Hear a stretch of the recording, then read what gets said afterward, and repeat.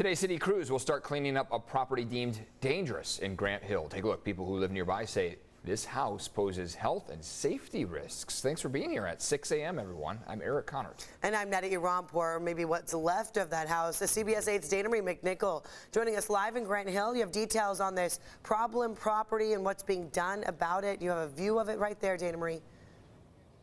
That's right. Good morning, Eric and Netta. You can see over my shoulder that anyone driving by it is very apparent that people can't live here. It looks very dangerous, the site of multiple different fires. People we spoke to here in the neighborhood say that the city needs to step in, do something fast. I don't feel safe because there's a lot of people that come in and out when we come up in the morning for the bus stop and everything like that. We think something should be done.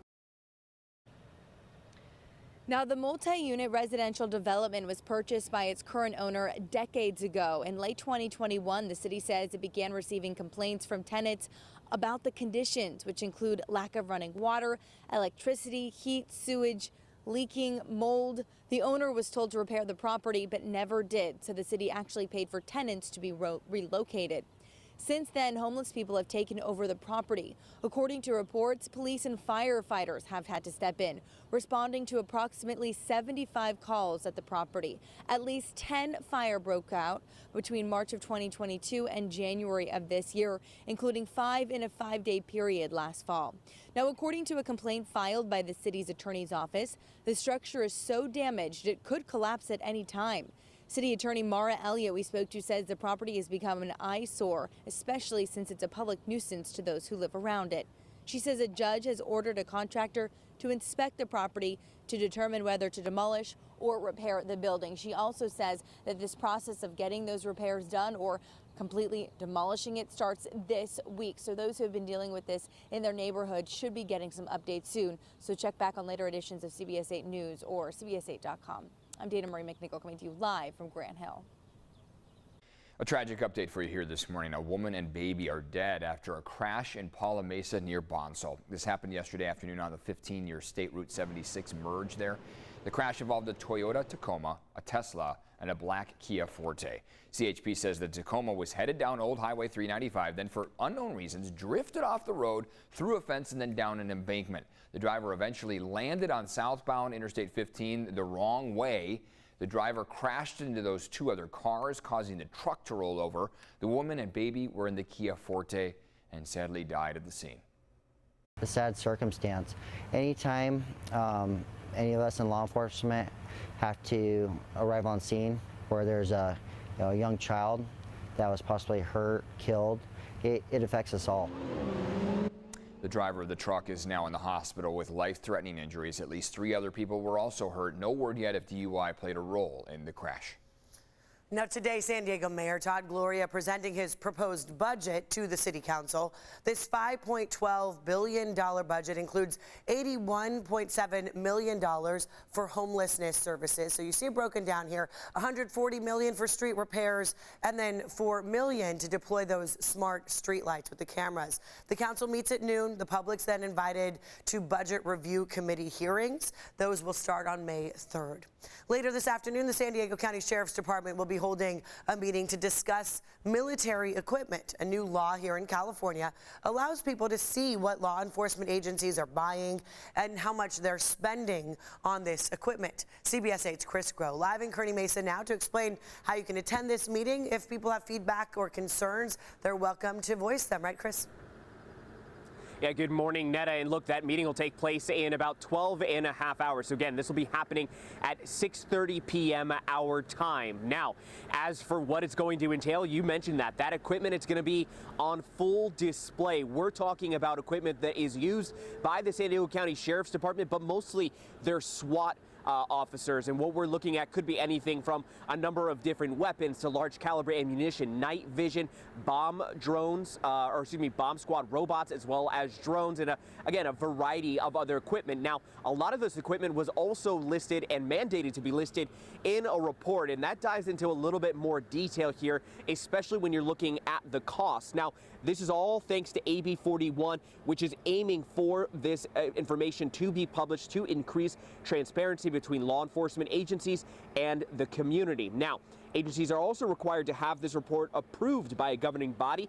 Like in this instance, the San Diego County Board of Supervisors. The Sheriff's Department's report was approved back on April 4th. And the next step now is for this public forum in which this equipment will be displayed. Now, as for that report, we actually have it as well, too. It is published on the San Diego County Sheriff Department's website, but we've put an easy link for you to access that on our website. Just go to CBS8.com and click on that story link. Eric and Netta. All right, Chris, thanks for that. This morning, Coronado's beaches are back open after being closed all weekend. County officials tested the water quality yesterday, and it was found safe. Meanwhile, beaches from Friendship Park up to Silver Strand remain closed until more tests are done. It's due to sewage from Mexico currently spilling into the ocean from a wastewater treatment plant on the border. You have literally solid fecal matter, toilet paper, everything you can think of that you would flush down your toilet is right out there in the ocean.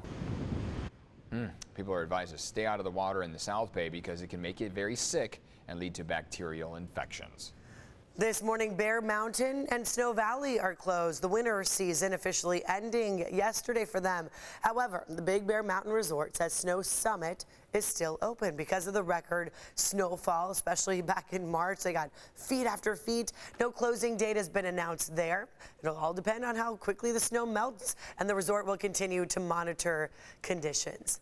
And now look at this. Look at your screens right here. A severe geomagnetic storm causing this beautiful sight across our skies. As many as 30 states able to see this last night. As far south as Mammoth Mountain. So yes, Southern California. NOAA says the increased activity follows a solar flare erupting back on Friday that was directed towards Earth. So then Mammoth got a chance to see the northern lights.